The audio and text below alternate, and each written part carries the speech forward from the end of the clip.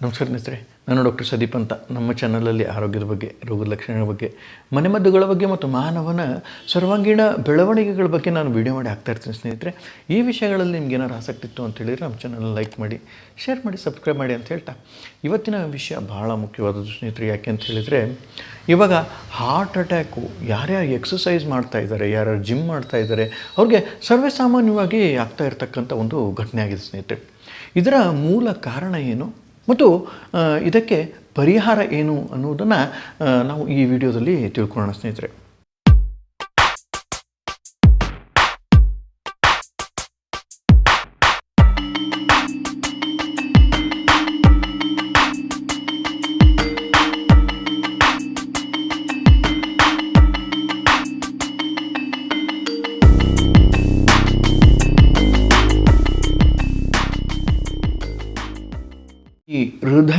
ಈ ಹೃದಯದ ರೋಗ ಯಾಕೆ ಬರುತ್ತೆ, ಕಾರಣಗಳೇನೇನು?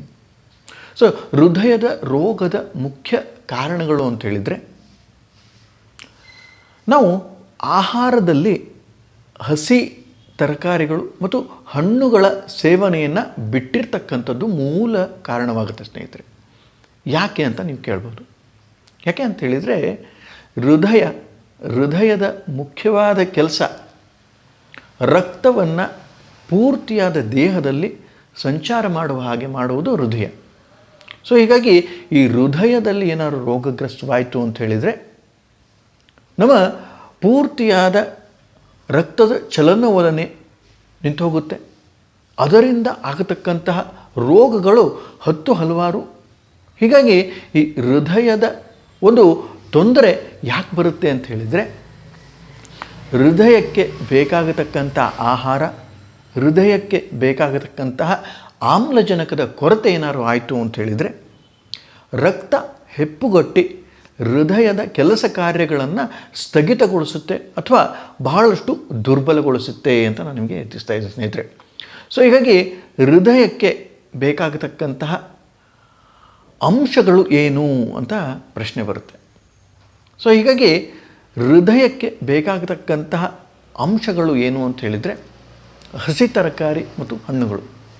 ಈ ಹಸಿ ತರಕಾರಿ ಮತ್ತು ಹಣ್ಣುಗಳು ಈ ಹೃದಯಕ್ಕೆ ಹೇಗೆ ಆರೋಗ್ಯವನ್ನು ತಂದುಕೊಡುತ್ತೆ, ಹೃದಯದ ರೋಗಗಳನ್ನು ಹೇಗೆ ನೀಗಿಸುತ್ತೆ ಅನ್ನೋದು ಒಂದು ಪ್ರಶ್ನೆ ಆಗುತ್ತೆ. ಸೊ ಹೀಗಾಗಿ ಹೃದಯಕ್ಕೆ ಬೇಕಾಗತಕ್ಕಂಥ ಆಹಾರ ಅಂತ ನಾನು ಆಗಲೇ ಹೇಳಿದೆ. ಯಾಕೆ ಅಂತ ಹೇಳಿದರೆ, ಹಸಿ ತರಕಾರಿ ಮತ್ತು ಹಣ್ಣುಗಳಲ್ಲಿ ಇರತಕ್ಕಂತಹ ಒಂದು ಪೌಷ್ಟಿಕ ಅಂಶ ಅಂತ ಹೇಳಿದರೆ ಅದು ನೈಟ್ರಿಕ್ ಆಕ್ಸೈಡ್. ಸೊ ಈ ನೈಟ್ರಿಕ್ ಆಕ್ಸೈಡ್ನ ಒಂದು ಬಹಳ ಮುಖ್ಯವಾದ ಕೆಲಸ ಅಂತ ಹೇಳಿದರೆ, ರಕ್ತ ಎಲ್ಲಿ ಹೆಪ್ಪುಗಟ್ಟುತ್ತೆ ಅದನ್ನು ಸುಚಾರು ರೂಪವಾಗಿ ತೆಗೆದುಹಾಕಿ ರಕ್ತವನ್ನು ನಿರಾಳವಾಗಿ ಹೋಗುವ ಹಾಗೆ ಮಾಡುವುದು ಈ ಒಂದು ನೈಟ್ರಿಕ್ ಆಕ್ಸೈಡ್ ಸ್ನೇಹಿತರೆ. ಇದು ಒಂದು ತರಹದ ಅನಿಲ. ಈ ನೈಟ್ರಿಕ್ ಆಕ್ಸೈಡ್ ಅನಿಲ ಉತ್ಪತ್ತಿಯಾಗುವುದು ಹಸಿ ತರಕಾರಿಗಳು ಮತ್ತು ಹಣ್ಣುಗಳಿಂದ.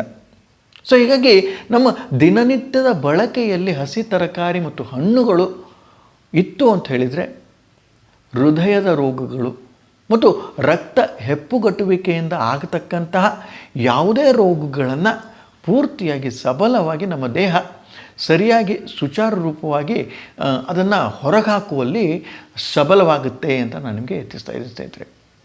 ಸೊ ಹೀಗಾಗಿ ಮುಖ್ಯವಾದ ಕಾರಣ ಹೃದಯ ರೋಗಕ್ಕೆ ಮತ್ತು ರಕ್ತ ಹೆಪ್ಪುಗಟ್ಟುವಿಕೆಗೆ ಅಂತ ಹೇಳಿದರೆ, ನಾವು ತಿನ್ನತಕ್ಕಂಥ ಆಹಾರದಲ್ಲಿ ಹಸಿ ತರಕಾರಿ ಮತ್ತು ಹಣ್ಣುಗಳು ಇಲ್ಲದೆ ಇರುವುದು ಅಂತ ನಾನು ನಿಮಗೆ ತಿಳಿಸ್ತಾ ಇದ್ದೀನಿ ಸ್ನೇಹಿತರೆ.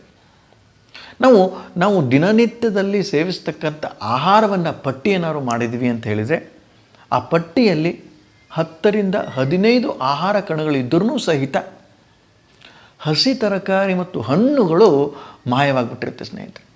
ನೀವು ಏನೇನು ಆಹಾರ ತಗೊಳ್ತೀರಿ ಅಂತ ಒಂದು ಪಟ್ಟಿ ಮಾಡಿ ನೋಡಿ, ಅದರಲ್ಲಿ ಹಸಿ ತರಕಾರಿ ಮತ್ತು ಹಣ್ಣುಗಳು ಇದೆಯಾ ಅಂತ ಒಂದು ಸ್ವಲ್ಪ ಗಮನವಹಿಸಿ.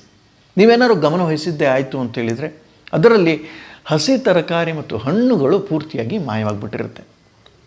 ನಾವು ಅದನ್ನು ಬೇಯಿಸಿ ತಿಂತಾ ಇರ್ತೀವಿ ಹೊರತಾಗಿ ಹಸಿ ತರಕಾರಿ ಮತ್ತು ಹಣ್ಣುಗಳು ಪ್ರಕೃತಿದತ್ತವಾದ ಒಂದು ಶಕ್ತಿಯನ್ನು ಹೊಂದಿರುತ್ತೆ. ಅದನ್ನು ನಾವು ತಿನ್ನದೇ ಇರುವ ಕಾರಣದಿಂದ ನಮ್ಮ ರಕ್ತ ಹೆಪ್ಪುಗಟ್ಟುತ್ತೆ ಮತ್ತು ಹೃದಯದ ರೋಗಕ್ಕೆ ಎಡೆ ಮಾಡಿಕೊಡುತ್ತೆ ಅಂತ ನಾನು ನಿಮಗೆ ತಿಳಿಸ್ತಾ ಇದ್ದೀನಿ ಸ್ನೇಹಿತರೆ. ಸೊ ಹೀಗಾಗಿ ಈ ಒಂದು ಅಂಶವನ್ನು ನೀವೇನಾದ್ರು ಗಮನವಿಟ್ಟು ಅದನ್ನು ದಿನನಿತ್ಯದ ಒಂದು ದಿನಚರಿಯಲ್ಲಿ ಅಳವಡಿಸ್ಕೊಂಡಿದ್ದೇ ಆಯಿತು ಅಂತ ಹೇಳಿದರೆ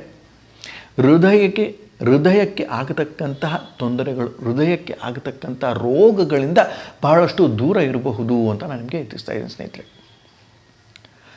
ಈಗ ಒಂದು ನೊಬೆಲ್ ಪಾರಿತೋಷಕ ಪಡೆದಂತಹ ವಿಜ್ಞಾನಿ ಈ ಹಾರ್ಟ್, ಈ ಹೃದಯಕ್ಕೆ ಸಂಬಂಧಪಟ್ಟ ಒಬ್ಬ ವಿಜ್ಞಾನಿಗೆ ಈ ನೊಬೆಲ್ ಪಾರಿತೋಷಕ ಬಂದಿದ್ದು ಏನಕ್ಕೆ ಅಂತ ಹೇಳಿದರೆ, ಹಸಿ ತರಕಾರಿ ಮತ್ತು ಹಣ್ಣುಗಳಲ್ಲಿ ಬಹಳಷ್ಟು ಶಕ್ತಿ ಇದೆ ಈ ನೈಟ್ರಿಕ್ ಆಕ್ಸೈಡನ್ನು ಉತ್ಪತ್ತಿ ಮಾಡುವುದು ಅನ್ನುವುದರ ಒಂದು ರಿಸರ್ಚ್ಗೋಸ್ಕರ ಅವರಿಗೆ ನೊಬೆಲ್ ಪ್ರಶಸ್ತಿ ಸಿಕ್ಕಿದೆ ಸ್ನೇಹಿತರೆ.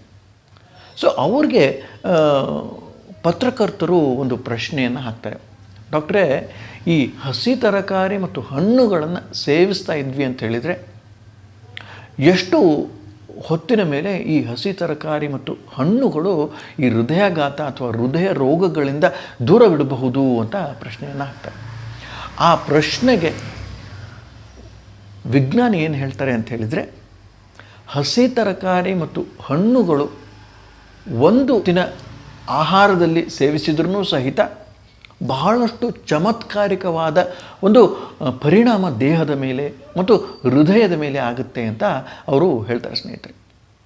ಸೊ ಹೀಗಾಗಿ ಎಷ್ಟು ಸಮಯದಲ್ಲಿ ಆಗುತ್ತೆ ಅಂತ ಅವರು ಹೇಳುವ ಪ್ರಕಾರ ತಕ್ಷಣವೇ ಅದರ ಒಂದು ಪರಿಣಾಮ ಆಗುತ್ತೆ ಅಂತ ಆ ವಿಜ್ಞಾನಿ ಹೇಳ್ತಾರೆ ಸ್ನೇಹಿತರೆ. ಸೊ ಹೀಗಾಗಿ ನಮ್ಮ ಒಂದು ದಿನಚರಿಯಲ್ಲಿ, ನಮ್ಮ ಒಂದು ಆಹಾರ ಪದ್ಧತಿಯಲ್ಲಿ ದಿನಂಪ್ರತಿ ಹಸಿ ತರಕಾರಿ ಮತ್ತು ಹಣ್ಣುಗಳನ್ನು ನಾವು ಸೇವಿಸ್ತಾ ಇದ್ವಿ ಅಂತ ಹೇಳಿದರೆ ರಕ್ತ ಹೆಪ್ಪುಗಟ್ಟುವಿಕೆಯಿಂದ ಆಗತಕ್ಕಂಥ ಹೃದಯಾಘಾತ ಆಯಿತು ಮತ್ತು ಯಾವುದೇ ರೋಗಗಳಾಯಿತು ಅದರಿಂದ ದೂರವಿರಬಹುದು ಅಂತ ನಾನು ನಿಮಗೆ ತಿಳಿಸ್ತಾ ಇದ್ದೀನಿ ಸ್ನೇಹಿತರೆ. ಸೊ ಇದಿಷ್ಟು ಮಾಹಿತಿ ಈ ಹೃದಯದ ಒಂದು ರೋಗಗಳ ಬಗ್ಗೆ, ಹೃದಯಾಘಾತದ ಬಗ್ಗೆ ಮತ್ತು ಅದರ ಒಂದು ಲಕ್ಷಣಗಳಿಂದ, ಅದರ ಒಂದು ಪ್ರಭಾವದಿಂದ ಹೇಗೆ ಹೊರಗಿರಬಹುದರ ಬಗ್ಗೆ. ಈ ಒಂದು ವಿಡಿಯೋ ನಿಮ್ಗೆ ಏನಾದ್ರು ಲೈಕ್ ಆಯಿತು ಅಂತ ಹೇಳಿದರೆ ನಮ್ಮ ಚಾನಲ್ನ ಲೈಕ್ ಮಾಡಿ, ಶೇರ್ ಮಾಡಿ, ಸಬ್ಸ್ಕ್ರೈಬ್ ಮಾಡಿ ಅಂತ ಹೇಳ್ತಾ ಈ ಒಂದು ವಿಡಿಯೋನ ಎಲ್ಲರಿಗೂ ಕಳಿಸಿ. ಯಾಕೆ ಅಂತ ಹೇಳಿದರೆ ಹೃದಯಾಘಾತಕ್ಕೆ ಬಹಳಷ್ಟು ಜನ ಎಕ್ಸಸೈಸ್ ಮಾಡ್ತಾನೆ ಹೃದಯಾಘಾತ ಆಗ್ತಾಯಿದೆ. ಅವರ ಆಹಾರ ಪದ್ಧತಿಯಲ್ಲಿ ಈ ಹಸಿ ತರಕಾರಿ ಮತ್ತು ಹಣ್ಣುಗಳು ಇಲ್ಲದೇ ಇರೋ ಕಾರಣದಿಂದ ಆಗ್ತಾಯಿದೆ ಅಂತ ನನ್ನ ಒಂದು ಅನಿಸಿಕೆ ಸ್ನೇಹಿತರೆ. ನಿಮ್ಮ ಅನಿಸಿಕೆ, ಅಭಿಪ್ರಾಯಗಳನ್ನು ಈ ಕಾಮೆಂಟ್ ಸೆಕ್ಷನಲ್ಲಿ ಹಾಕಿ ಅಂತ ಹೇಳ್ತಾ ಈ ಎರಡು ಮಾತುಗಳನ್ನ ಮುಗಿಸ್ತೀನಿ ಸ್ನೇಹಿತರೆ. ನಮಸ್ಕಾರ, ಧನ್ಯವಾದಗಳು.